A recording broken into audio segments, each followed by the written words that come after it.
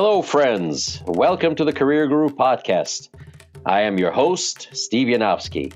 What a glorious day it is to start your path in a new career. Doors are opening here at the Boston Career Institute even as we speak. And I'm here holding the key for you. So tune in, stay sharp, and enjoy yourself. This is going to be great. Hashtag Let's Career Up. Good day to you, conversationalists, thrill seekers, aspiring career gurus all across the fruited plain. This is Steve Yanovsky, your career guru, coming to you across the internet once again. Today, it is my distinct pleasure to introduce to you my right-hand person, my guru of career development, Jennifer McGrane of the Boston Career Institute. Say hello, Jen. Hello, everyone. Hope all is well. I am Jennifer McGrane, the Career Service Manager here at BCI, and we're ready to go. Yes, indeed, we are ready to go. Well, I wanted to share with Guru Land what it is to be out on an internship and what an internship actually is and what's involved in it.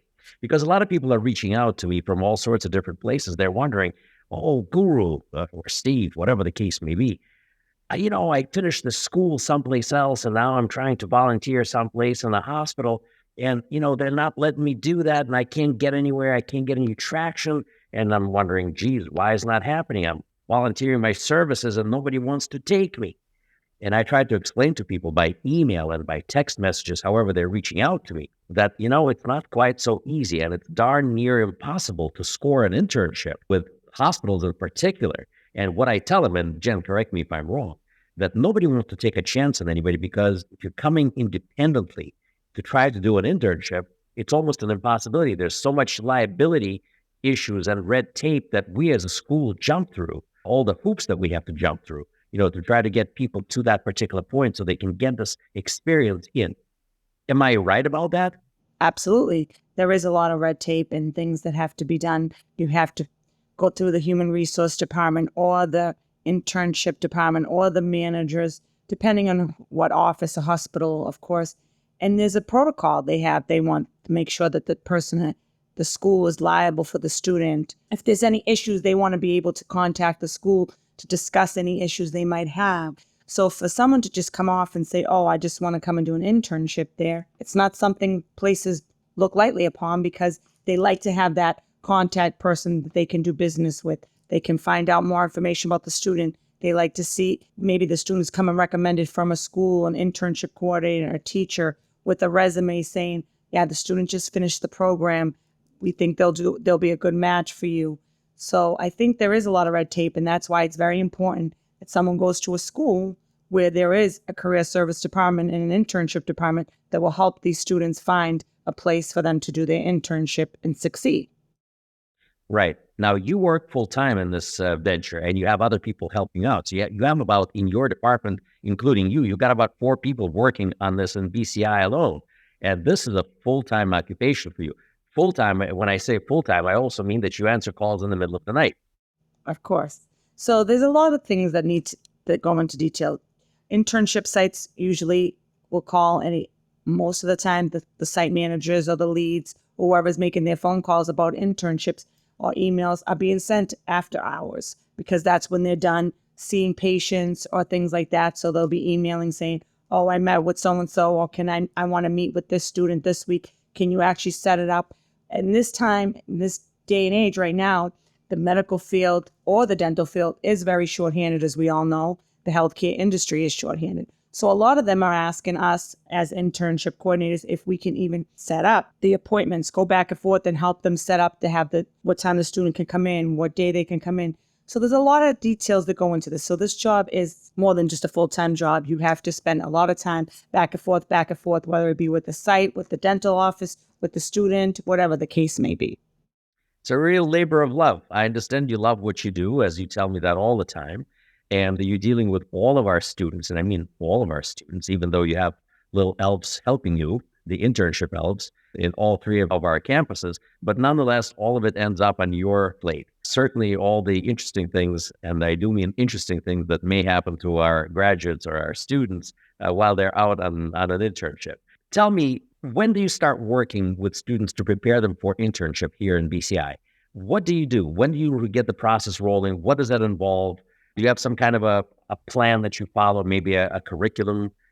We start with usually having the first 2 weeks they're in school. We might meet with the students, give them a little bit about about what the student success class is going to be about. We meet with them, we tell them who we are, we introduce ourselves, we let them know all about all the things that they need to provide to the internship department, immunizations, their resumes, all the documentation that we're going to need to make sure that they will be able to go in a timely manner onto their internship. Well, So hang on a second, Jennifer. Forgive me, I'm interrupting you. There's a few things that you mentioned that I want to make sure that are cleared up for our listeners, of which there are many, and people who are really thinking about doing all of this.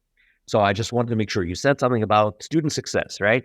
So student success is like a program that you have here that's set up in BCI that kind of welcomes the student in and guides them while the teachers are teaching them, right? yes, of all the things they're going to need, and in what manner do we want them to bring in these documents, send in these documents. We want to meet with them. We introduce ourselves. We let them know that we're here. Any questions or concern, please come and see the office. Email us. If they need help with their resume, please make time to see us, to whoever it may be, me, Candy, Madeline, Giselle. Like you said, I have a team of people here that are more than happy to meet with their student. We go through that they need to start getting a hold of their physician's office, making sure that they have their immunizations up to date. If they don't have them up to date or they need to get titers or anything, they should be making an appointment with their physician's office so they can get all this done. Because sometimes that could take a few weeks because you got to get an appointment. The doctor's already busy. They got to get everything done. Then they got to get the documentation filled out. So we told them that's hours and hours of them that they need to spend on doing all this. Resume, it's a back and forth. That could take a few days of back and forth. Do this, you didn't do that. This doesn't look right.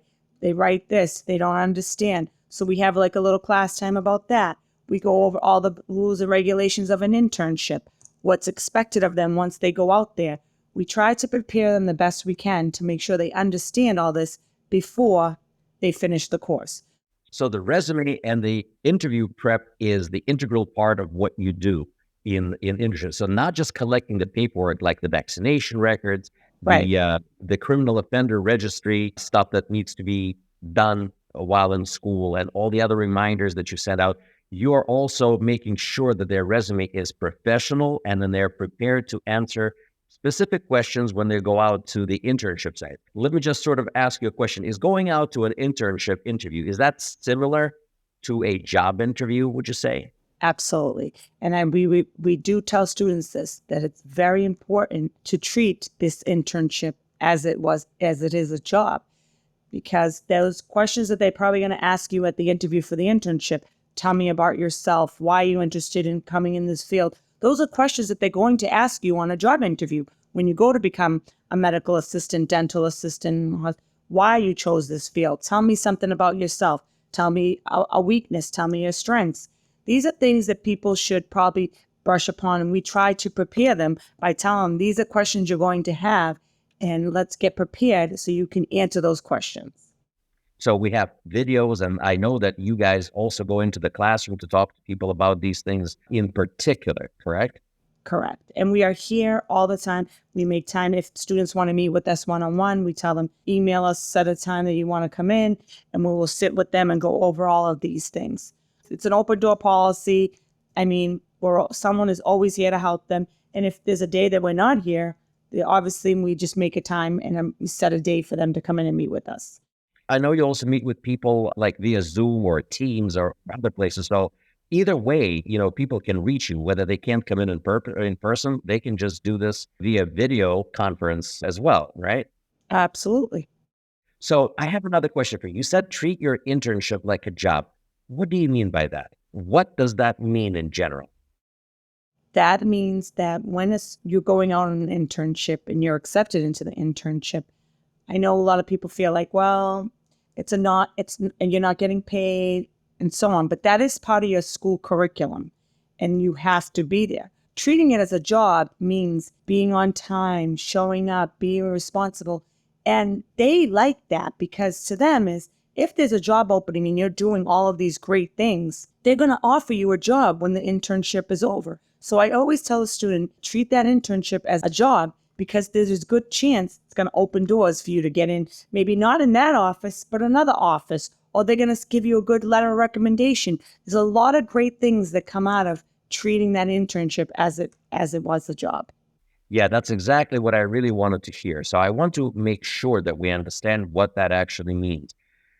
Coming to work on time means being a little bit early, doing your best, taking, responsibility for what you do, not falling asleep or not spending too much time on the phone. What would you say about that? Well, it's very important that you bring these things up. These are things that we have people complaining about. It's very important that people understand you should be not using your cell phone on an internship site. Of course, when you go to lunch break, you have to make a phone call. Everybody does that. You should be on time. On time doesn't mean 10 minutes late, means 10 minutes early. You should be prepared to start your day. You should be at work and ready to go.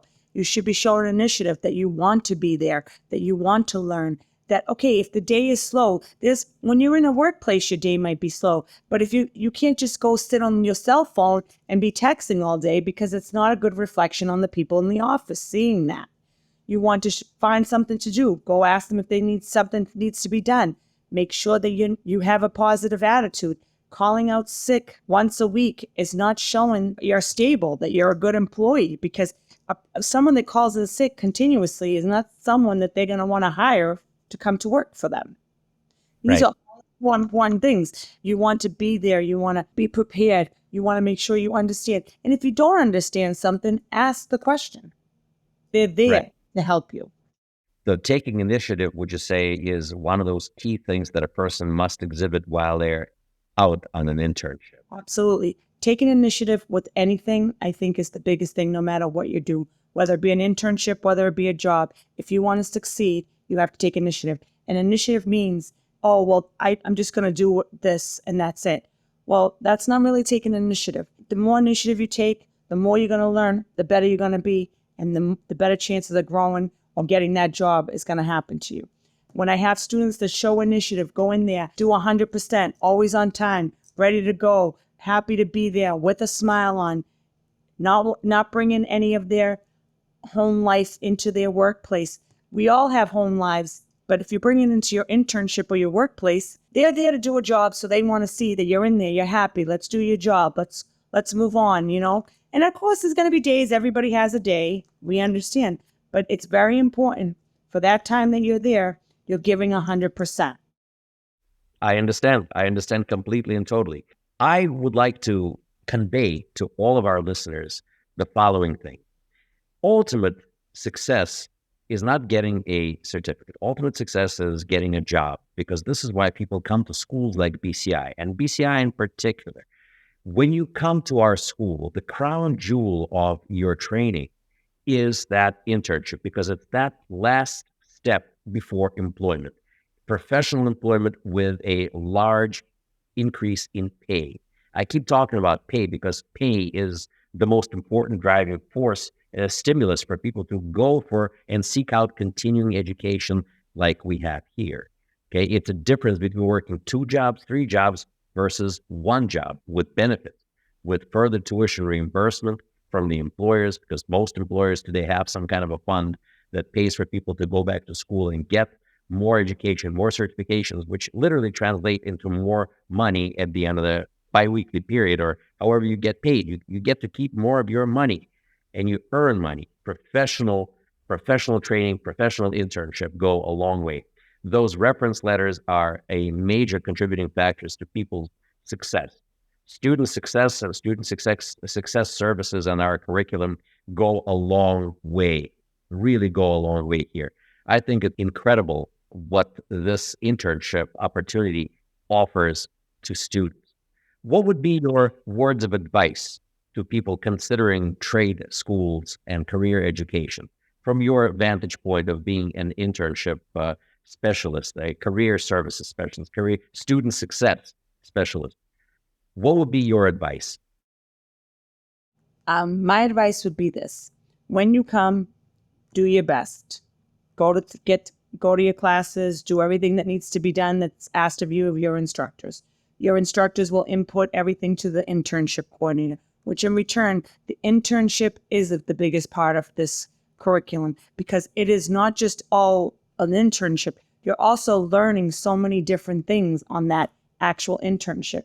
All that information that you can take from there, you can bring somewhere else, and it can provide you with an excellent career and an excellent go to the next place. Like I said, those recommendation letters can go so far for a student to get a great job.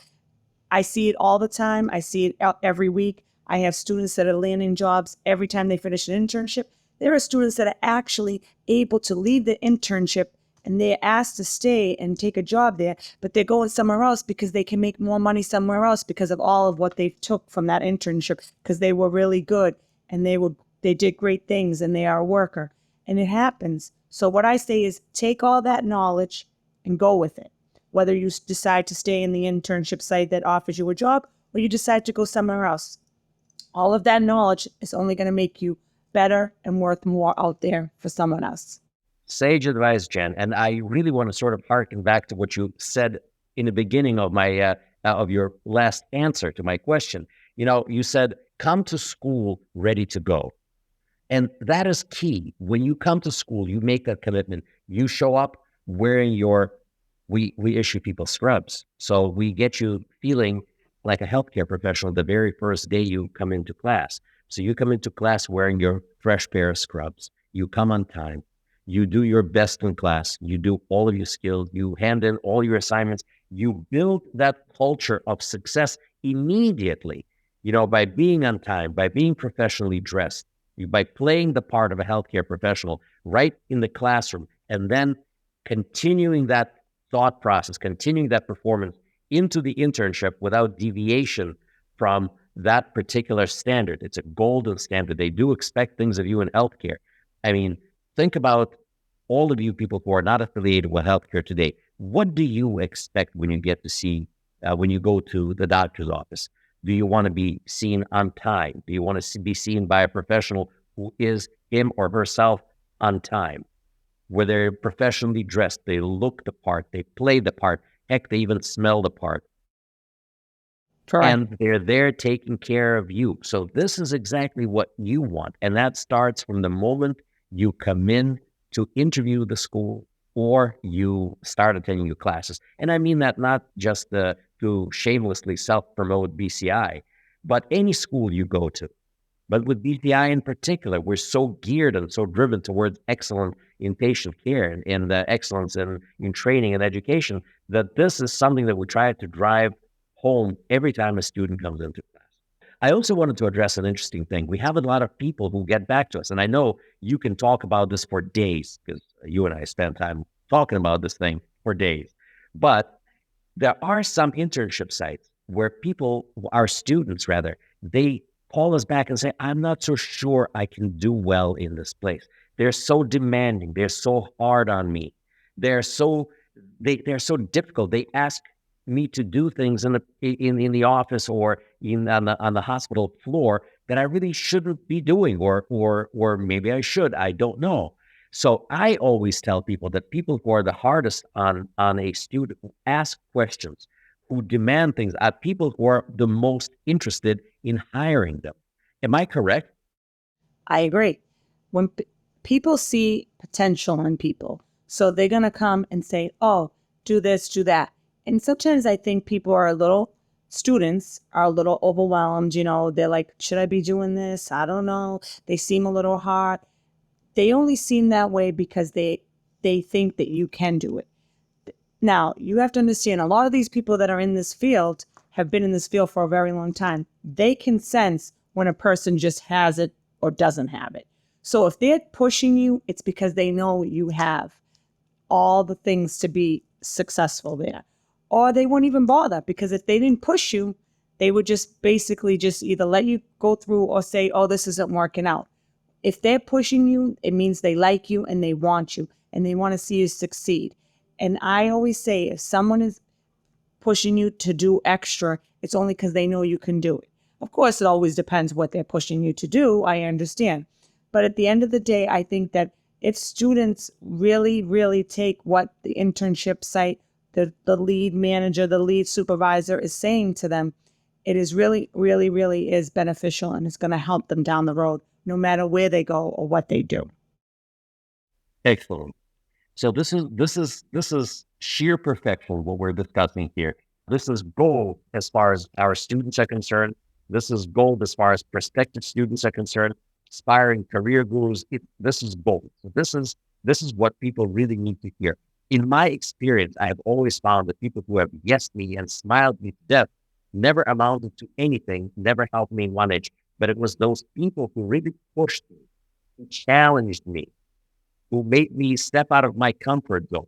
These were the people who ultimately opened their doors, opened their arms, and opened their wallets to pay me for the services that I had provided. So I wanted to make sure that our conversation today ends on this note, that at the end of all the education and sacrifices that our students make, and people make sacrifices by coming here, whether it's time, money, efforts, and in a lot of cases, some discomfort when they get poked with a needle in the classroom. They all come here, they make these personal, financial, and physical sacrifices, but there's a light at the end of the tunnel. There is that pot of gold at the end of the rainbow. Am I wrong? Nope, you're absolutely right. And everybody grows. No matter how long you've been here and been doing your job, you can always be better. I've been here almost 14 years, and I've grown probably in the last 3 years so much. And it's all due to because of people telling me, you can do this, you can do that. And sometimes you do need that little push, and it's okay to listen. Being pushed only makes you better. Never look at it as it's, oh my God, they're pushing me because, they want to work me to the bone. Sometimes people push because they see things in you that you didn't even know were there. Believe in that. And if you believe that you can do things, all these students will be successful. No matter where their career takes them, they will do well. And it is a career, isn't it? Yes, it is. It's a great start. It's tremendous opportunities. There are tremendous opportunities in dentistry today. Dentists are really hurting for people. Medical assistants are sought after. It's great. Jennifer, any parting words of wisdom to our listeners from your perspective? Well, what I think I've give all the wisdom I can give. I think if people take this seriously, and when they come here, if they need that extra push, they can go talk to the instructors. They can go talk to the admission people. They can talk to us in the internship department, the career service department. They can talk to you.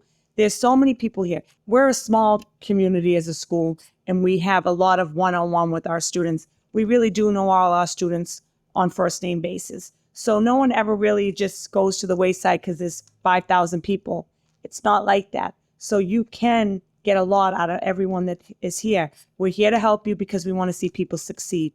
So my thing is, if you come, please feel free, reach out to us. We're here. We want to see you do well. We want to see you get a job, because that is the whole point of coming here, is for you to start, finish, and be successful and start a career.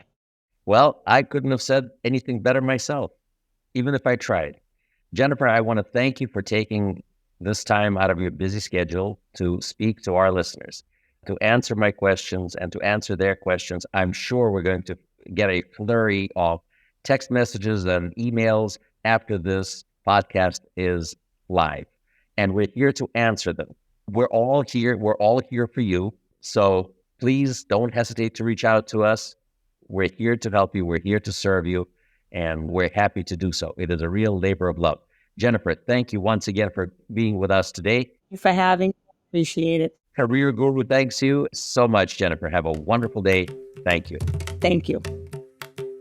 Well, friends and aspiring career gurus, this was fun. Thank you for tuning in. I feel enlightened, I feel empowered, and I'm feeling grateful that we spend time with you. For more information about Boston Career Institute, please visit our website, bostoncareer.org. Boston Career Institute has 3 campuses located in Brookline, Massachusetts, Malden, Massachusetts, and Lowell, Massachusetts.